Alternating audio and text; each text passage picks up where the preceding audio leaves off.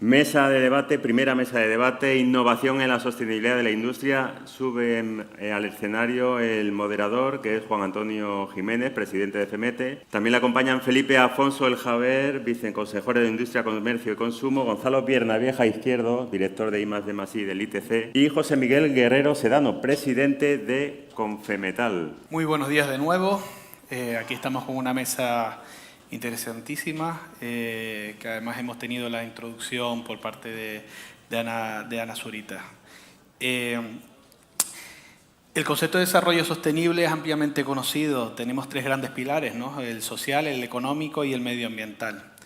Las empresas tienen la responsabilidad de aplicarlo en sus procesos y encontrar el equilibrio. Pero no hay sostenibilidad sin sostenibilidad económica. Para superar estas dificultades está el desarrollo tecnológico, que viene a reducir los costes, automatizar procesos, mejorar emisiones, por poner algunos de los ejemplos. Sin embargo, la tecnología también tiene sus límites y no puede resolver las dificultades técnicas a la falta de madurez para que los costes permitan su implantación. Para todo ello, tenemos hoy en nuestra mesa estos expertos panelistas.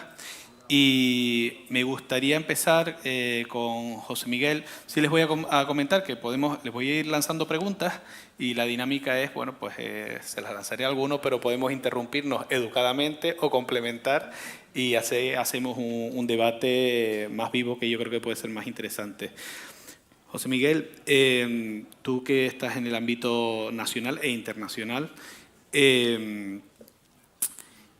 ¿qué supone la sostenibilidad en la actividad industrial? No sé si esto funciona. Bueno, buenos días a todos. Gracias por invitarme a participar de este congreso y por estar entre tanta gente con interés en la industria. La pregunta es ¿qué supone la innovación en la actividad industrial? Yo creo que aquí se ha dicho ya cuando se ha intervenido y supone prácticamente el futuro de las empresas. Hoy en la actividad industrial es inconcebible que una empresa no tenga en su frontispicio la innovación. Y es así porque la clave del futuro va a ser la productividad y para mejorar la productividad la innovación es algo esencial. Desde luego, en un momento como el actual en el que cuestiones como la digitalización, la inteligencia artificial, la robótica, etcétera, etcétera, están haciendo que cambie el modelo productivo, ninguna empresa industrial debería plantearse no estar al día en estas cuestiones. A mí me parece que la innovación en la industria es o debe ser el eje fundamental para el futuro de cualquier empresa industrial. Bueno, pues aterrizando un poco a Canarias, ¿qué diagnóstico hacemos sobre la situación actual en Canarias en materia de sostenibilidad e innovación? Gonzalo. Buenos días a todos y a todas. Muchas gracias, Juan Antonio, y a Pepe, todo el equipo de FEMETE por la invitación. Bueno, yo voy a centrar voy a tratar la parte ambiental de la sostenibilidad de las tres patas pues, y todo lo que tiene que ver con tecnología, que es lo que nos dedicamos en el ITC, ¿no? En primer lugar, el impacto de la actividad del sector industrial, el de ustedes, ¿no? Sobre el conjunto de Canarias, la huella de carbono, ¿no? Es muy pequeñita, ¿no? Eso tenerlo claro también, ¿no? Son datos, ¿no? Pero quizá les interese, ¿no? Está sobre el 3%, cuando el sector residencial es el 16% y el sector transporte el 35%. O sea que estamos bien en lo que es el impacto sobre el medio ambiente, ¿no? Y después está la evolución que he visto yo, por lo menos nosotros desde el ITC también en los últimos años, sobre todo yo diría 6-7 años hay una evolución muy positiva de la industria, ¿no? Ya está de alguna manera en el ADN, ¿no? Ya está interiorizada la necesidad de innovar y de la necesidad de ser sostenibles, ¿no? Y lo hemos visto muchísimo, sobre todo con el crecimiento de la fotovoltaica, los sistemas de autoconsumo, ¿no? Aquí Patricia está asintiendo que es del sector, ¿no? O sea que yo creo que el diagnóstico a día de hoy es positivo, se pueden hacer más cosas, pues nos referimos a ellas, ¿no? Pero creo que se está en el buen camino y, bueno, buena muestra es también que el lema del Congreso trata de estos asuntos y que la sala está como está, ¿no?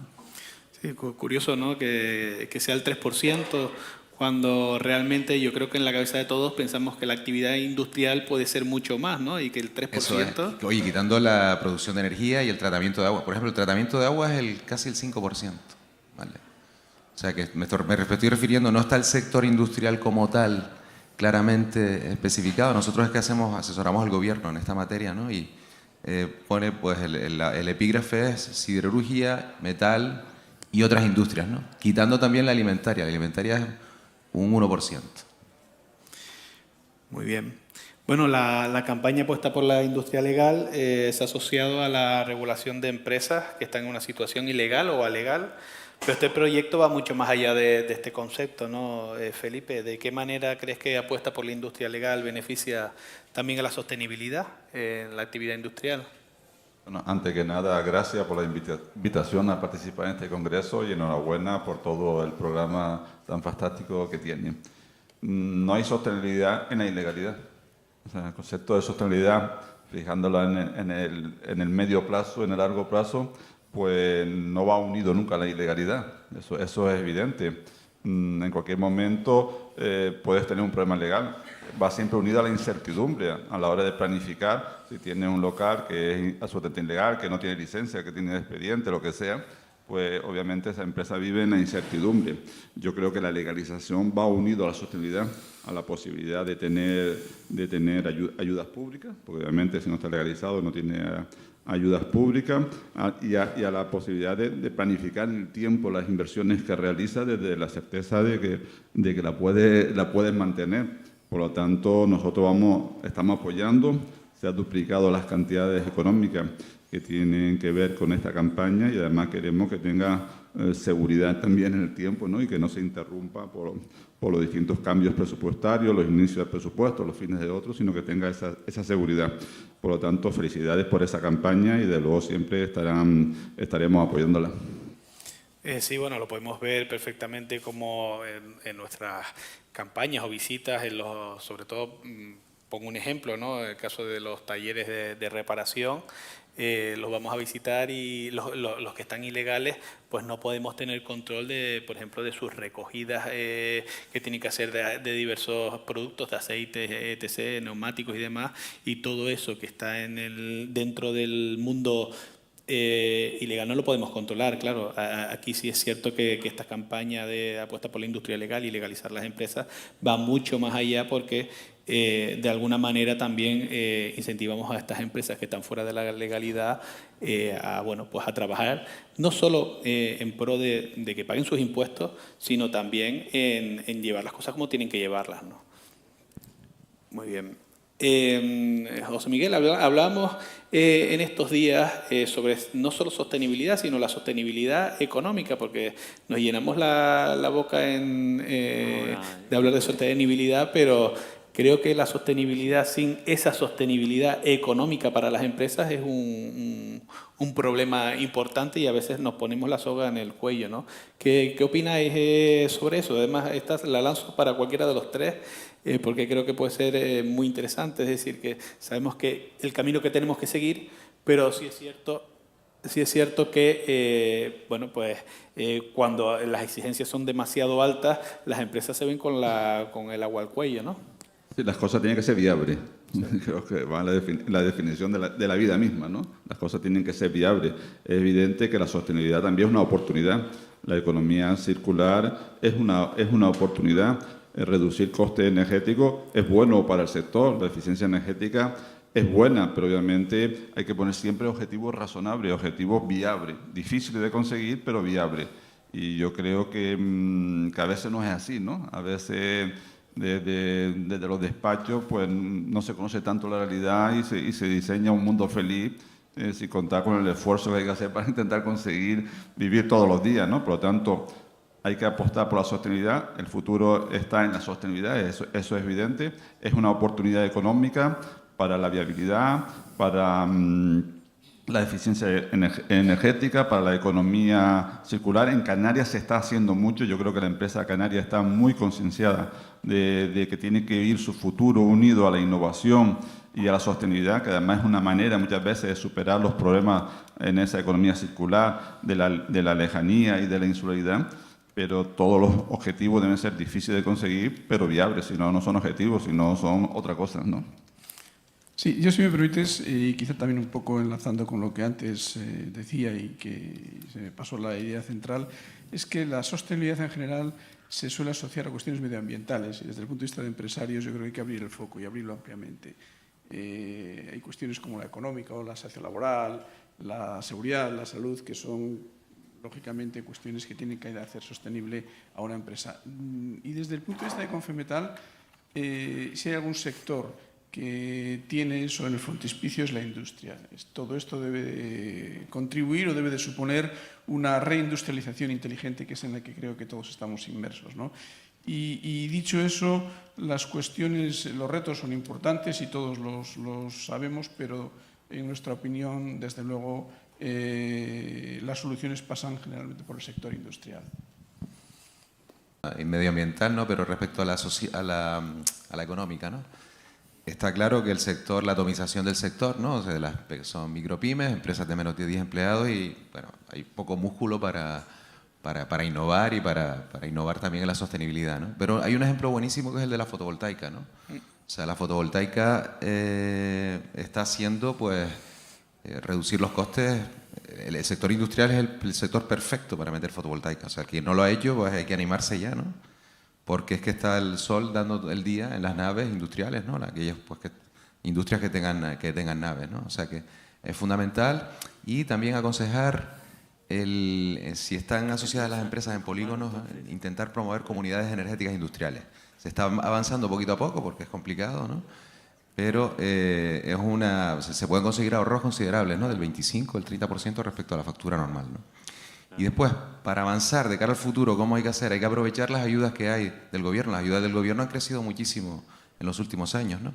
Y no solo en la parte de industria, que ya la directora general las expuso antes, ¿no? Sino que se pueden combinar con otras, ¿no? Se pueden combinar, o hay también de la Agencia Canaria de Investigación, ¿no? Ayudas cuantiosas, ¿no? Son convocatorias de 5 o 6 millones de euros. O sea, está la parte de modernización industrial, pero hay también para empresas tecnológicas, ¿no? Y también nosotros ofrecemos la oportunidad a ustedes, ¿no? de ir juntos a pedir también ayuda a Europa, en empresas pequeñas que quieran innovar, que quieran mejores procesos, ¿no? O sea que ahí es un problema, las limitaciones de la estructura o la dimensión del sector, pero creo que hay oportunidades en el corto plazo por lo menos, ¿no? Y además la Unión Europea, no me voy a extender mucho, la Comisión Europea está cambiando ahora, hay una nueva comisión, ¿no? Nosotros hemos estado recientemente en Bruselas, hay un cambio de discurso, bueno, creo que puede ser bueno para la industria. Ya, vale, la transición ecológica, digital, sigue estando ahí, pero ya se habla de competitividad e industrialización, expresamente. Europa está un poco en receso, ¿no? Alemania también, y yo creo que puede ser también, eso si se traduce después en fondos que vengan para acá, pues a lo mejor estas ayudas pueden incrementarse, ¿no? Pues siguiendo tu línea y cogiendo el guante, Felipe, ¿qué líneas hay de financiación actualmente público-privadas? O sea, ¿dónde está la chicha? ¿Dónde podemos rascar las empresas y poder realmente ser innovadores y sostenibles y apoyados también de estas líneas? Antes yo creo que Ana lo ha explicado con mucho detalle. En la Dirección General de Industria tenemos importantes líneas. Las tres más importantes suman alrededor de 14 millones. Está la de modernización y diversificación, que estos días ha salido la adjudicación provisional, que será un entorno de 12 millones. Hemos tenido que hacer muchas modificaciones de partida presupuestaria para intentar satisfacer al máximo la demanda. Había una demanda de 26 millones. Hay una inversión inducida que habría que multiplicarla por 2,5, porque solamente se da el 40% o se da hasta el 40% y por lo tanto hay otro 60% que pone el privado. Por lo tanto, si damos 12, pues son 24 o 30 millones de inversiones en modernización. Si hubiéramos dado 26, pues serían una cantidad histórica, ¿no? Histórica en inversión. Obviamente todo tiene un límite. Tenemos también una segunda línea de transformación digital, que es la industria 4.0, que son fondos FEDER, y que va unido precisamente a la transformación digital. La de modernización son para pequeña y mediana empresa y la de 4.0 cualquier tipo de empresa. Y luego también tenemos líneas de apoyo a la modernización de las áreas industriales, para logística, para comunidades energéticas, para proyectos de innovación comunes, etc. Esas son, digamos, las tres más importantes. Luego hay otras muchas, como se había explicado, por ejemplo, el tema de la construcción industrializada, que estoy convencido que es una cuestión de tiempo, quizás de años, pero de tiempo, que se consolide, porque es evidente que hay más certeza en los plazos, que hay menos costes económicos, que hay menos tiempo, que hay menos emisiones, que cada vez es algo que se penaliza más, que hay menos emisión de residuos, menos consumo de energía eléctrica, menos consumo de agua, mejores condiciones laborales. Por lo tanto, es cuestión de tiempo. La dificultad es que hay que montar una estructura industrial para hacerlo, ¿no? Pero estoy seguro que con el tiempo irá cambiando, y no solamente ese concepto de casita, ¿no? Sino auténticos edificios. Bueno, lo vemos que de vez en cuando hay un vídeo, ¿no?, de China, como en un mes montan un hospital, ¿no? Pues eso no es verdad que fuera en un mes. Eso se estuvo montando en unas naves y lo ya se ensambló en un mes, ¿no? Por lo tanto, yo creo que son muchas líneas las que existen. Nos gustaría que fuera más, pero bueno, los presupuestos siempre tienen un límite para lo bueno y para lo malo, ¿no? Sí, en la línea que comentas, y ayer creo que lo hablábamos también en un pequeño foro, pues bueno, la construcción industrializada también viene a ayudar un poco a la dificultad que estamos teniendo a la hora de conseguir profesionales, y yo creo que eso va a ser clave en muchos de nuestros sectores que tenemos dentro del metal, y donde viene la tecnología a ayudar, esta innovación, porque esta dificultad ya empieza a ser generalizada prácticamente en todos los sectores. Entonces, o buscamos soluciones tecnológicas que nos complementen, o difícilmente podremos acometer las obras y poder crecer como queremos. Y además creo que es una oportunidad importante para la industria canaria para crecer, ¿no? Estamos hablando de cifras del 7%, estamos hablando de cifras del 7% en un marco de la mejor época del turismo que yo recuerde, ¿no? Por lo tanto, a veces los porcentajes de PIB, en términos relativos, siempre son, valga la redundancia, relativos, ¿no? Porque si el turismo bajara, cosa que no deseamos nadie, aumentaría el peso de PIB industrial, y al revés. Por lo tanto, siempre allí hay yo prefiero hablar en términos absolutos y sobre todo de tendencia, ¿no? Que la tendencia al crecimiento importante. Pues bien, pues yo creo que la construcción industrializada, que duda cabe, que sería muy importante en este sentido. Y toda la conciencia que en este momento tiene el empresario de querer invertir. A mí lo que es más... El dato más positivo es la cantidad de demanda que tenemos de confinanciación para inversiones, modernización, diversificación y crecimiento empresarial. Eso significa que la gente ve expectativa y que la gente piensa que es buen momento para invertir, y por lo tanto eso es un dato más que positivo. La Estrategia de Desarrollo Industrial de Canarias, la EDIC, que es el instrumento del Gobierno de Canarias para impulsar el desarrollo del sector industrial, ¿cómo crees que la EDIC puede contribuir a elevar esos niveles de sostenibilidad en industria, Gonzalo? Sí, nosotros además participamos en la elaboración de la EDIC, ¿no? Y creo que recoge bien lo que hay que hacer, ¿no? Y como dije antes, si este discurso de Europa se traduce pues a líneas específicas de fomento de la industrialización o reindustrialización europea y se puede trasladar a Canarias, pues con las ayudas que comentaba Felipe, yo me acuerdo cuando estuve yo en el gobierno, para modernización había 3 millones, ahora hay bastante más dinero, ¿no? Si conseguimos que haya más dinero todavía, pues puede haber un revulsivo importante, ¿no? O sea que yo creo que la EDIC lo recoge muy bien. Hay que, en los epígrafes, bueno, la sostenibilidad es un eje importante de la EDIC, ¿no? Y yo creo que sí que hace falta, que también está recogido, un poquito más de formación, ¿no? Aparte de los problemas de la FP, que ya sabemos cuáles son, ¿no? Estamos también nosotros ahí haciendo cositas, pero yo creo que hay que incluir un poquito más de formación, ¿no? Pero el resto de epígrafes pues está bien, ¿no? Ahí tiene que haber ayudas a la modernización, fundamental, ¿no? Si se quiere ser competitivo, y sostenibilidad entendida en lo más simple, que es la parte energética, ¿no? Que lo dije antes, voy a seguir repitiendo, hay que poner paneles en los tejados. O sea que yo creo que sí, y esperemos que esa nueva Comisión Europea pues todavía ayude a incrementar más este tipo de ayudas que son necesarias en Canarias, por lo que dijimos antes, de pequeñas empresas con unas limitaciones y poco músculo para hacer inversiones grandes, ¿no? Bueno, hablando de pequeñas empresas y viviendo en un momento en el que estamos de cambios vertiginosos, donde la tecnología ha acelerado pues, todos los procesos de estos cambios y la industria no es ajeno a ello, evidentemente. José Miguel, en tu opinión, ¿cuáles son las claves que ves en el futuro para que las empresas, especialmente las pymes, sean capaces de innovar? Yo creo que todo lo que se refiere al universo digital y a las nuevas tecnologías va a ser determinante para definir las estrategias de las empresas, incluidas las pymes también. Y creo además también que en este sentido será un factor clave para la atracción de inversiones, como aquí se ha mencionado, y la atracción de talento.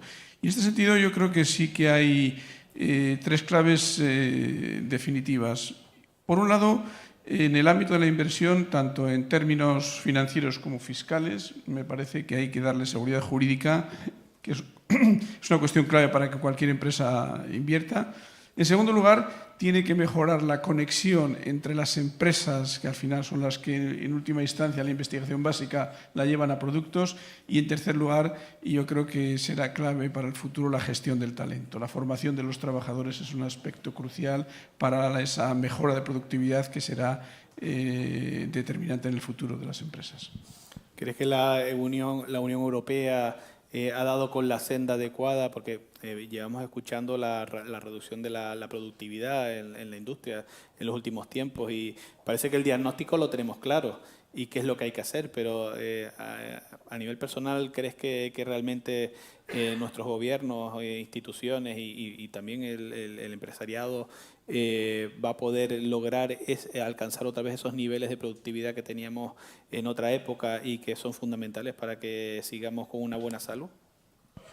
Bueno, yo creo que en la nueva legislatura la Comisión Europea tiene claro que la cuestión clave del futuro es la productividad, la competitividad de las empresas. En ese sentido, a mí me parece que tiene que ser capaz de diseñar una reindustrialización inteligente. ¿Con eso qué quiero decir? Que al final estamos viendo lo que está pasando en Alemania, que es una economía basada en la industria, pero una industria basada en la automoción, en la farmacéutica, etc. Y al final el mundo va en otra dirección. El universo digital, el mundo digital es el que yo creo que tiene que servir de base para que la Unión Europea se reindustrialice de esa forma inteligente, sin perder el objetivo, como en definitiva está, de la descarbonización, que debe ser un eje central de todo ello.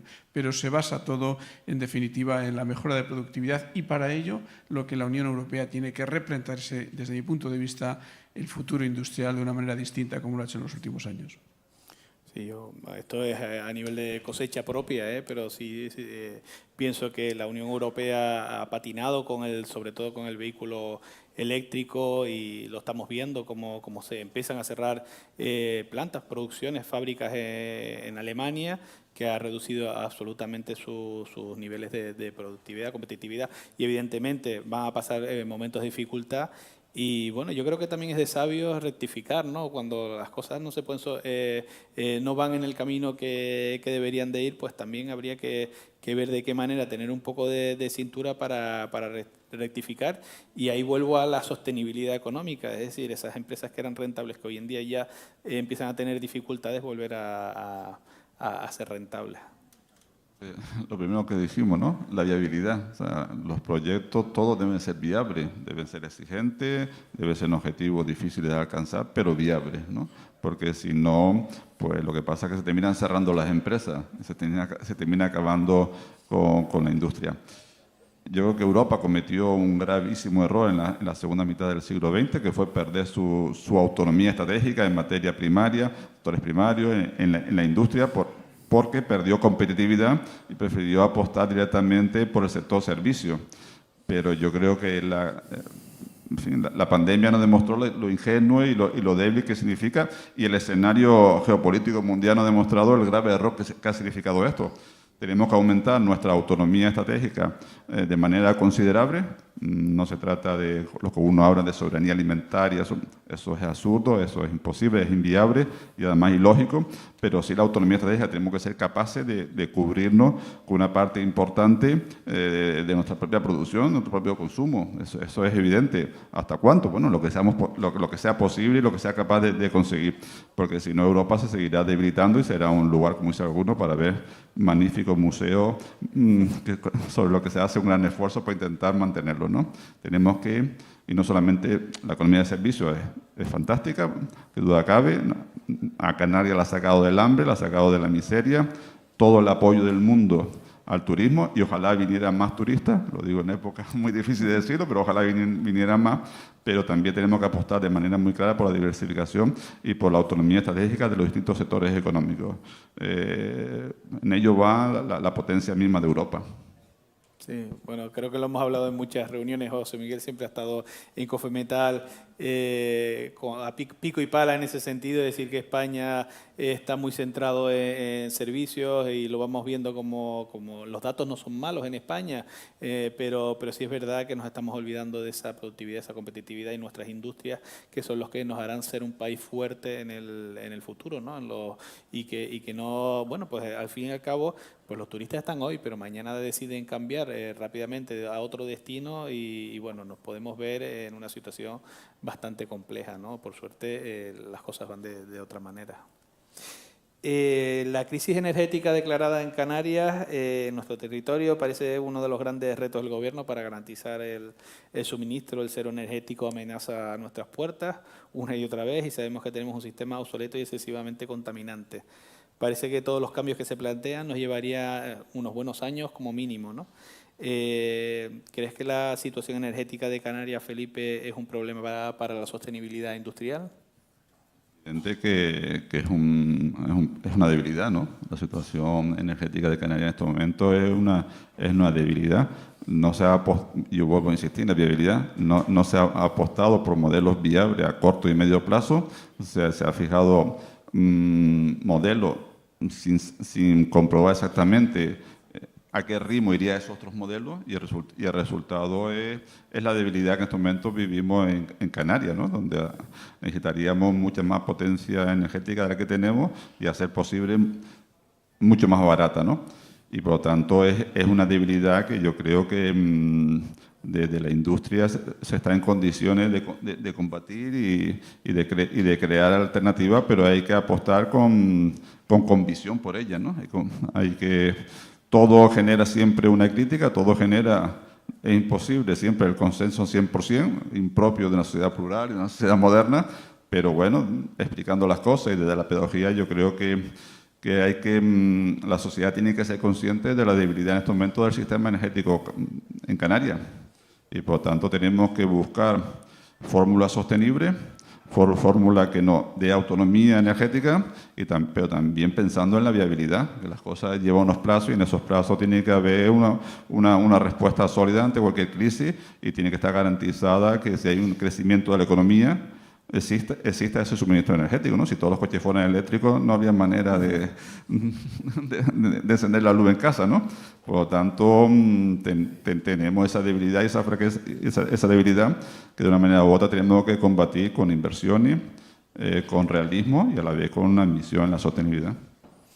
Sí, parece que puede ser uno de los limitantes en los próximos años y que realmente nos tenemos que centrar en ello. Y bueno, pues me gustaría hablar un poco ya de la revolución tecnológica, de la inteligencia artificial y todo ello, cómo puede transformar nuestros empleos, incluso hacerlos hasta desaparecer en algunos casos, ¿no? Y aquí les abro esta pregunta. Antes de empezar, creo que iban a haber preguntas del público, pues esta última pregunta, si les parece, para que ustedes me comentéis. Bueno, pues, ¿qué innovaciones tecnológicas creéis que van a tener mayor impacto en el sector del metal en los próximos años y cómo afrontarlas y cómo va también a tener ese impacto en el empleo? Gonzalo. Bueno, relacionado con la pregunta de antes, muy brevemente, ahora tenemos 1000 megavatios instalados de renovables para ser totalmente autosuficientes. Y que los coches y alimentar los coches eléctricos y el transporte aéreo y marítimo interinsular hay que instalar 13.000 megavatios en toda Canarias, ¿vale? Se lo digo como referencia. Y nosotros, Juan Antonio, en el ITC, pues de alguna manera trabajamos para anticiparnos un poquito a las cosas que van a venir, ¿no? Tenemos I+D tanto en la área de la transición ecológica como la transición digital, que es el discurso anterior de la Comisión Europea, antes de este que va más en línea de la competitividad y la reindustrialización, ¿no? Mi opinión es que el tema digital y la inteligencia artificial va a revolucionar todo en el cortísimo plazo. O sea, hay que ponerse las pilas. Nosotros, como ITC, incluso vamos tarde también, ¿vale? O sea, tengo la impresión de que esto va a ir muy, muy rápido. No sé exactamente cómo va a afectar el sector del metal, pero yo creo que habría que ir concienciando a la gente a que vayan empezando a utilizar las herramientas, incluso las no de pago, ¿vale? Después ya de pago, porque yo creo que va a ser revolucionario. Y después, hablando un poco del ITC, para que quizás José Miguel hable más general, ¿no?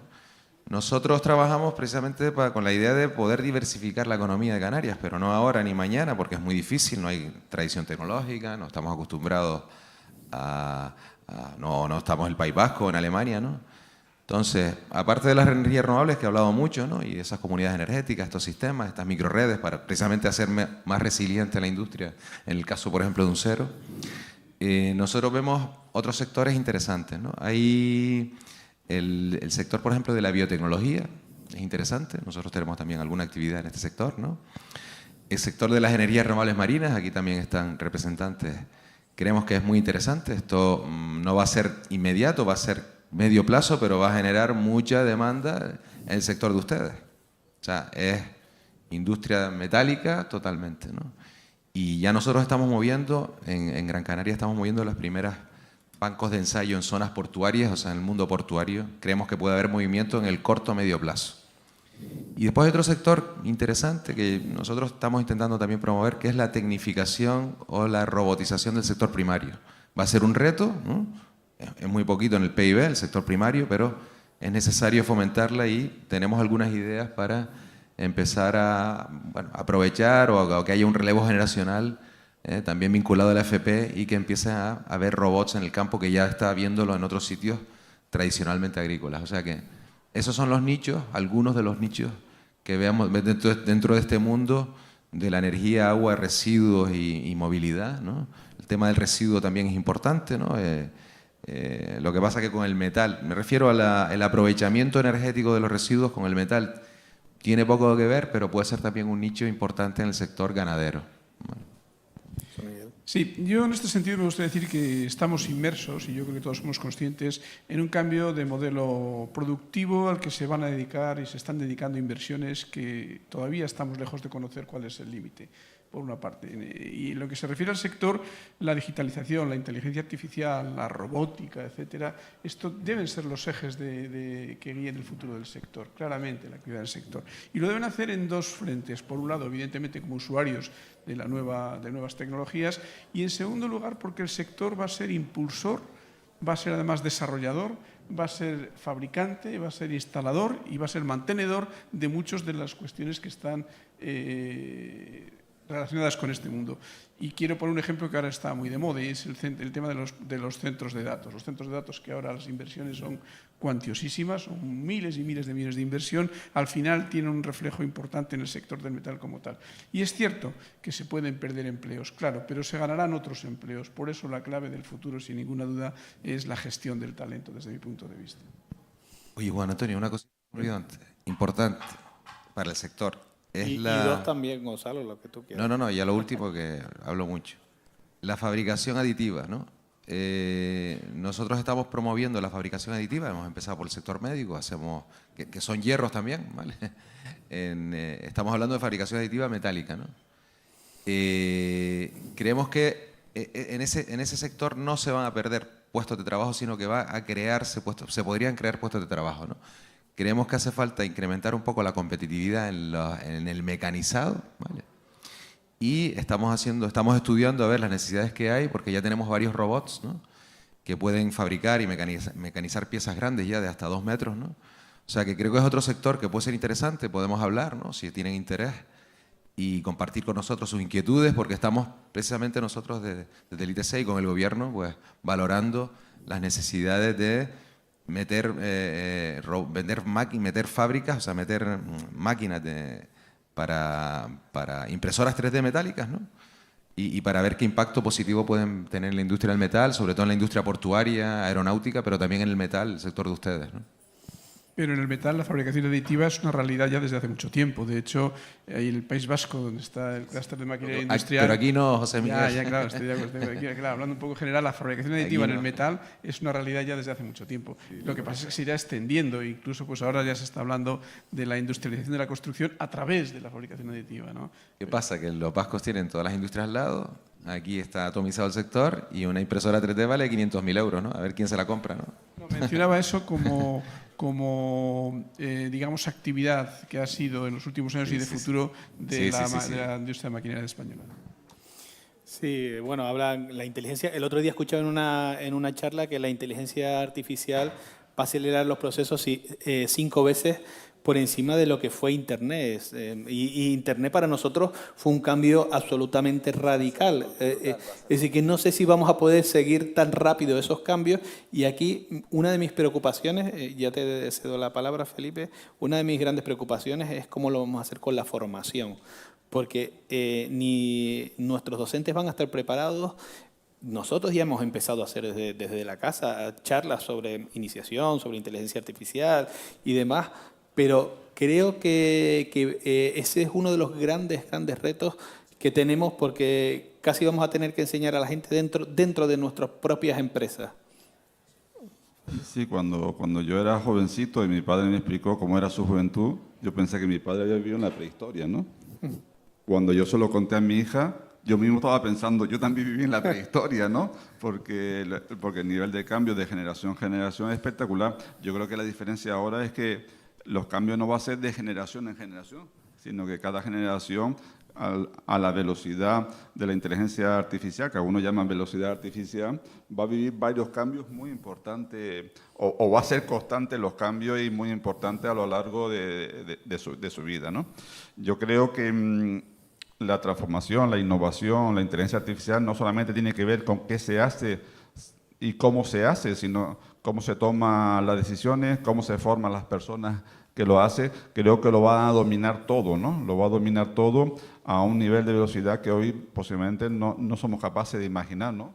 Cuando hemos vivido este mundo a partir de la pandemia, empezamos a buscar a un cómic de los Simpsons, ¿no? Que algunas cosas salían, pero ahora va ya a una velocidad que va a ser impresionante y que va a ser una dificultad para las empresas, porque invertir siempre es costoso, ¿no? Pero claro, cuando el cambio es constante, la inversión es constante, por lo tanto la toma de decisiones sobre cómo se invierte, qué se invierte, tiene que ser muy, muy estudiada y siempre abierta a adaptaciones fáciles ante nuevos cambios.